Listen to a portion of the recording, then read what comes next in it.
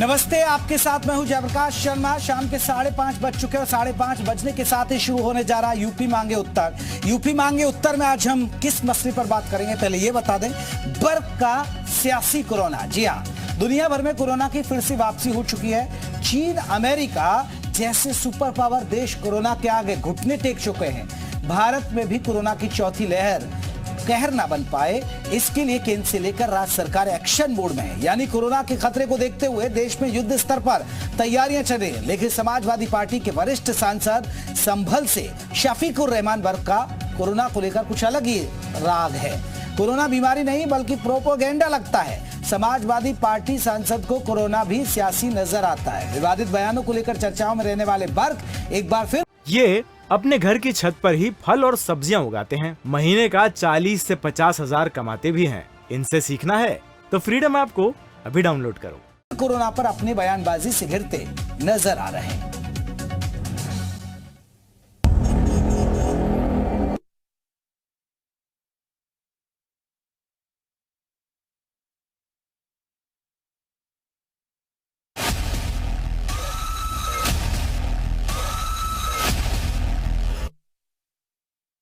पड़ोसी मुल्क चीन में कोरोना का नया वेरिएंट BF7 कहर बरपा रहा है।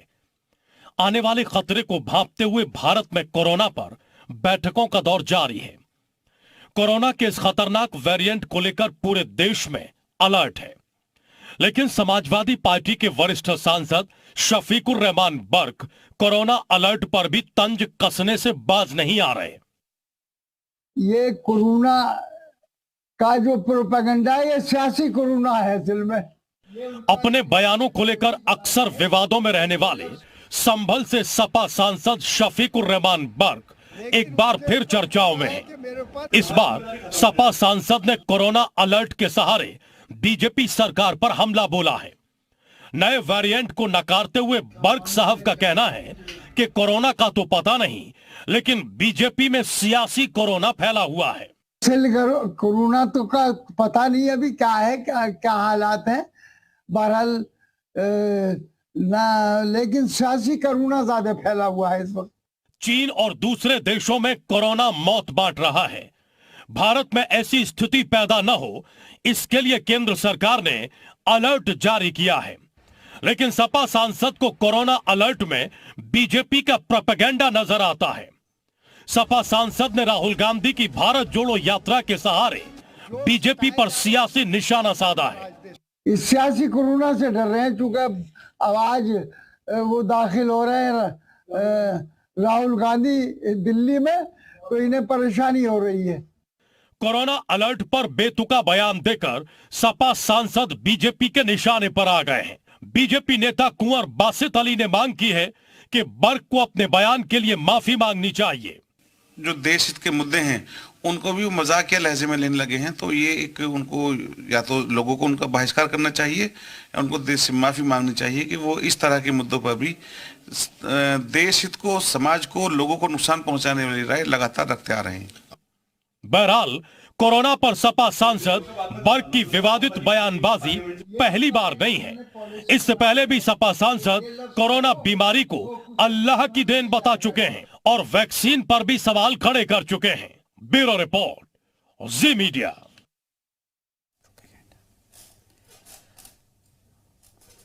तो शफीकुर रहमान को आपने सुना, इनका कहना है कि प्रोपोगेंडा है। कोरोना का बीजेपी का प्रोपोगेंडा बताने वाले बर्क साहब पहले भी ऐसी बयानबाजी कर चुके हैं।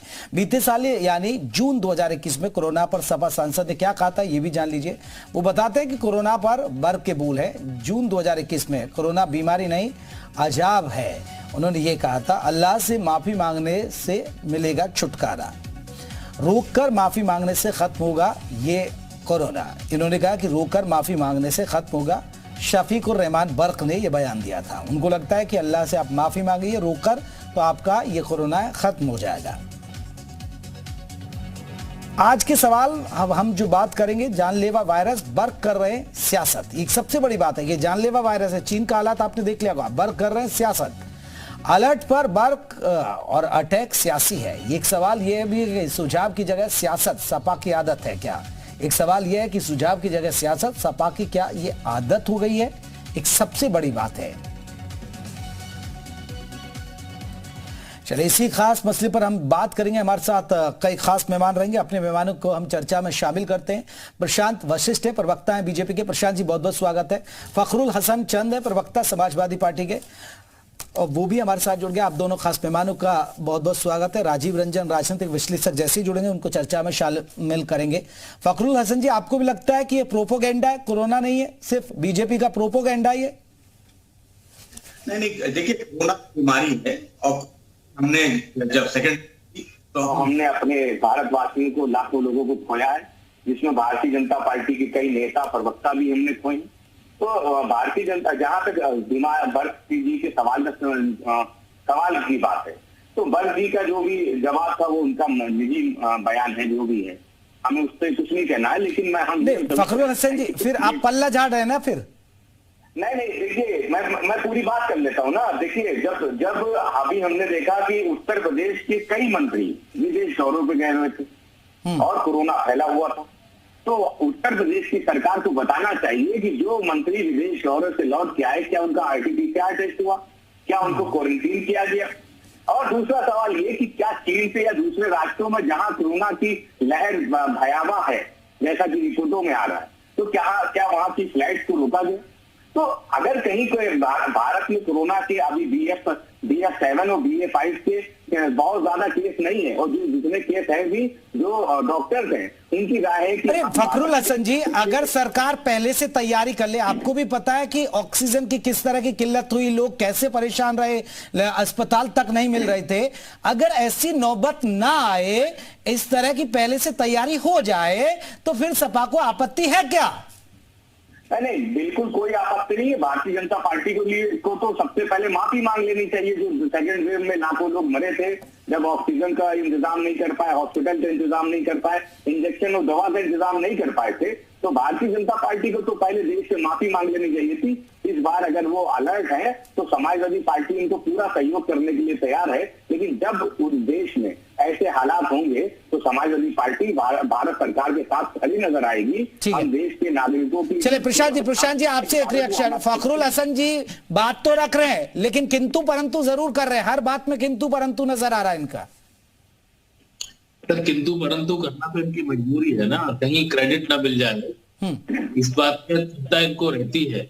जहां तक सवाल है आज की इस डिबेट का, तो ये बड़ा दुर्भाग्य है कि जो बर्क साहब जैसे हल्के आदमी की बात पर, हल्के आदमी कहूंगा मैं, इनकी बात में कोई वजन नहीं होता।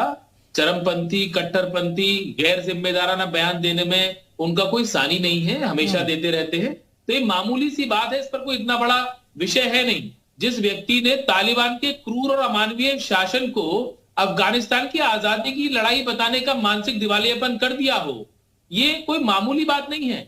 मतलब जहां पूरी दुनिया, सारी इंसानियत अफगानिस्तान पर तालिबान के कब्जे से परेशान थी, वहीं दूसरी तरफ शफीकुर रहमान साहब तालिबान की तुलना भारत की आजादी से कर रहे थे। क्या हम भूल सकते हैं क्या? ऐसे व्यक्ति को टूल देने का कोई वजह